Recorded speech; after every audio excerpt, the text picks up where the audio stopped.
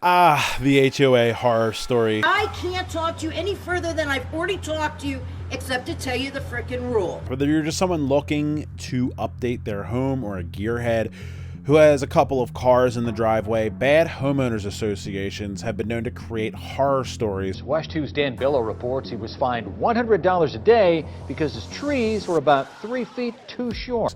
To the extent that a large portion of people buying homes will completely disqualify a house from their search if they find out that there's an HOA attached. A battle between a man and his homeowners association could lead to foreclosure, and it centers around this old truck. I mean, paying extra money just to have more rules and still have a mortgage sounds like a wild situation. This time we check in with the worst of the worst offenders in the world of HOA horror stories. At number 5, an Auburn, California HOA caught wind of some residents using garage space as living space, something against the HOA deed restrictions. Nothing that crazy so far, completely reasonable. But how do you really go about enforcing such a rule?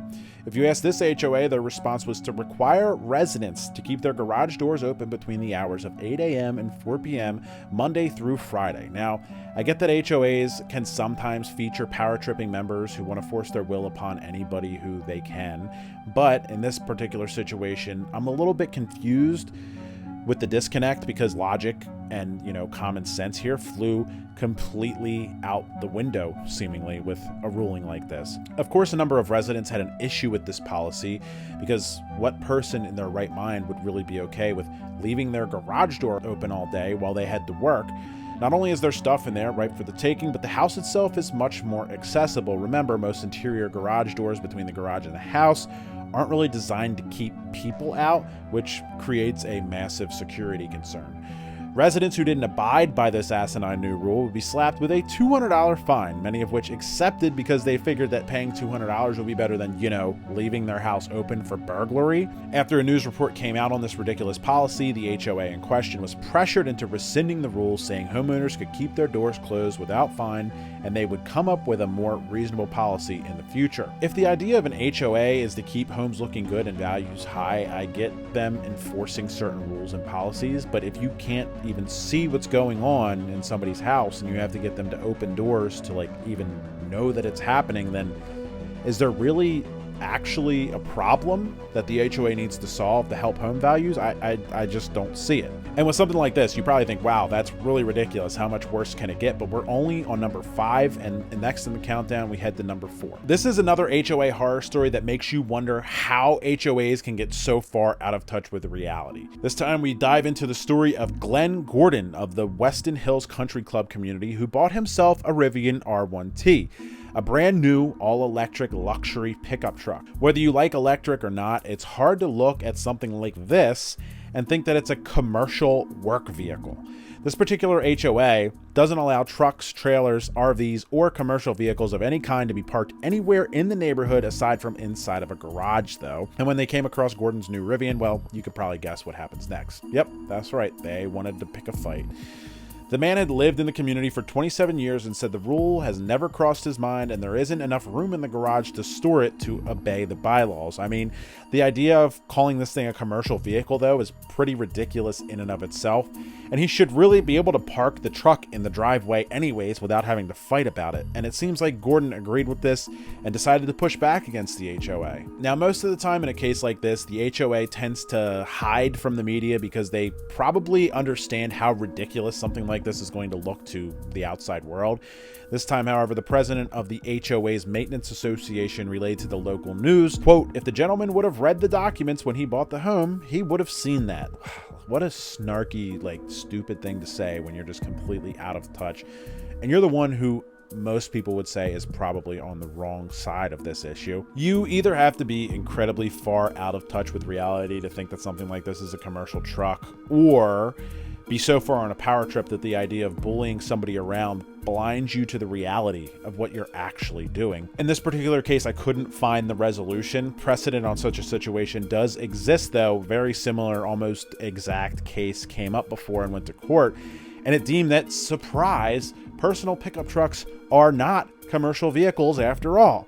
So what happened? Of course, the person with the pickup truck won, and the HOA in this case was forced to pay the homeowners $40,000 in legal fees, because this is definitely something that, we need to waste the judge's time arguing about.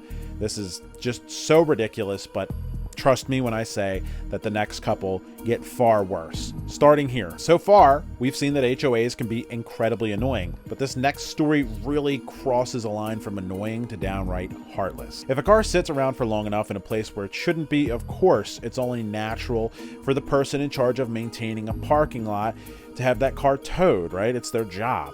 Sometimes, though, you really need to use your better judgment to make sure that you're doing the right thing in a situation like this one. In this case, we meet with an HOA president who towed a widow's car while she was in the process of setting up her husband's funeral. And the worst part is, she doesn't even think that she was breaking any rules when the car got towed. Dory Cousley woke up on the morning of her late husband Richard's funeral and her cars were gone. She claims that the HOA president knew that her husband had passed away and they were planning a funeral, but still proceeded to tow the cars anyway. The president retorts that the cars can't be parked in the same guest spots for over a month. She claims that Richard's were, but his widow claims that that's simply not the case. Dory went on to tell the local news channel that she feels like this HOA acts with selective enforcement, picking and choosing the case that they want to enforce, because there's other cars that have been parked for a long time, even collecting weeds and spider webs, and they haven't been towed, but Dory's had been. This is where things get real. The crazy part of the story is that the local news knocked on the HOA president's door only to have the rules and her side of the story screamed in their faces. Yikes. Listen to this. She didn't call anybody about anything. But you knew he died. I heard the rumors around the property.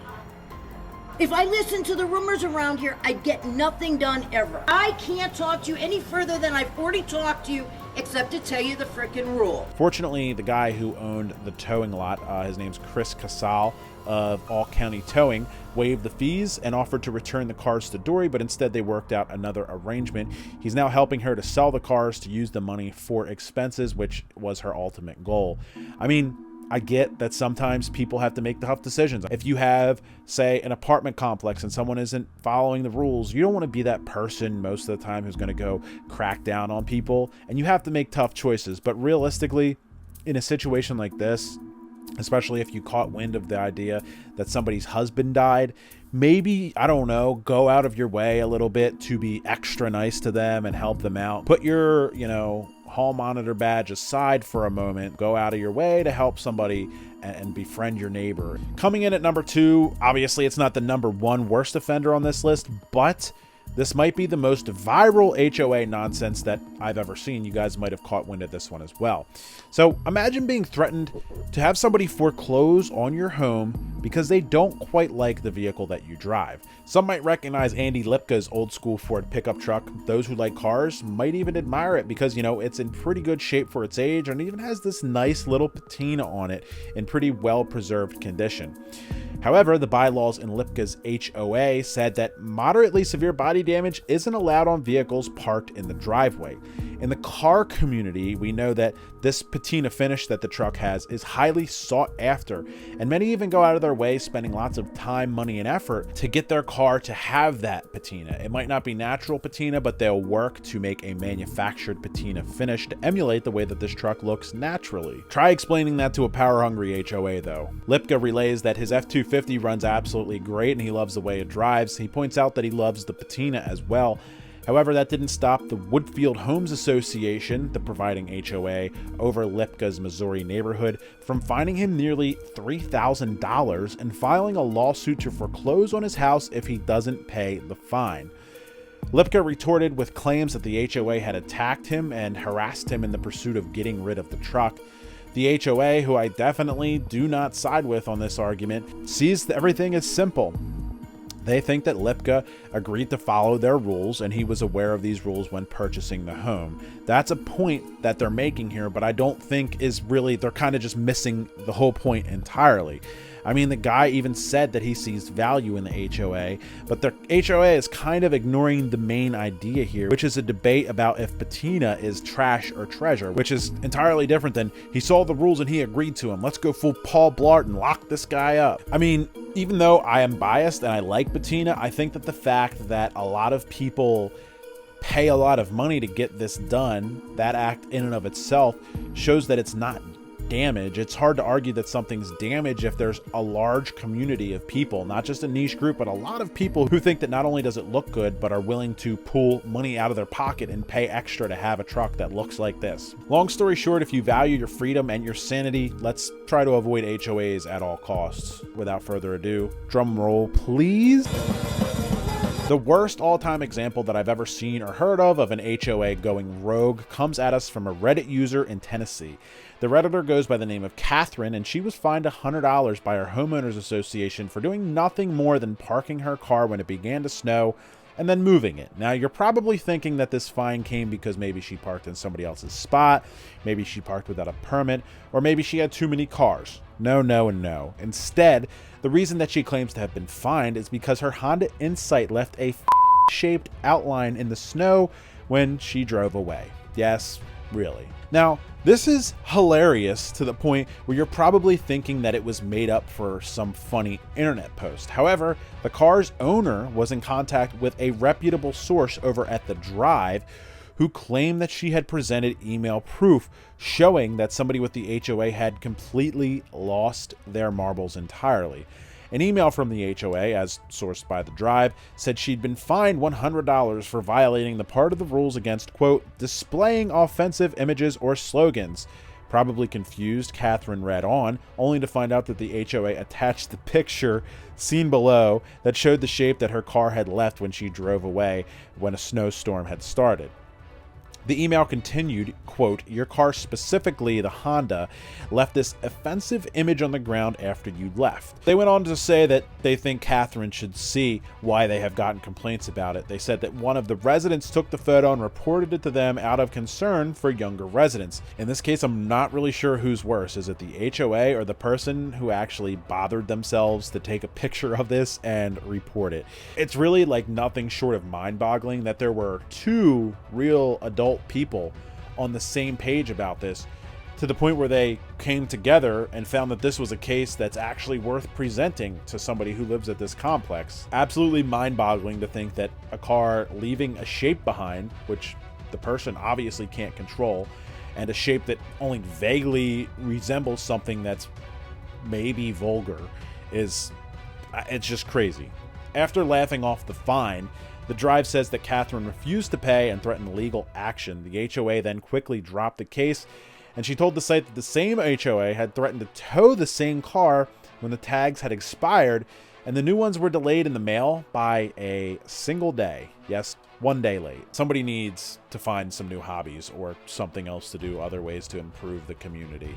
Perhaps. Now, if this list of downright insane HOA people doesn't inspire you to avoid HOAs altogether, I'm really not sure what will. So after checking out this comprehensive list of the worst offenders, maybe chime in the comments and let me know which one of these people you think went the most overboard. I don't think I'd want to be involved in any of these situations.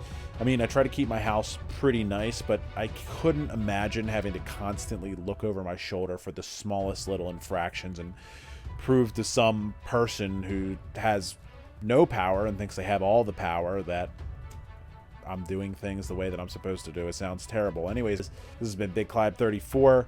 Thank you very much for tuning in. I will catch you guys next time. Appreciate you. Later.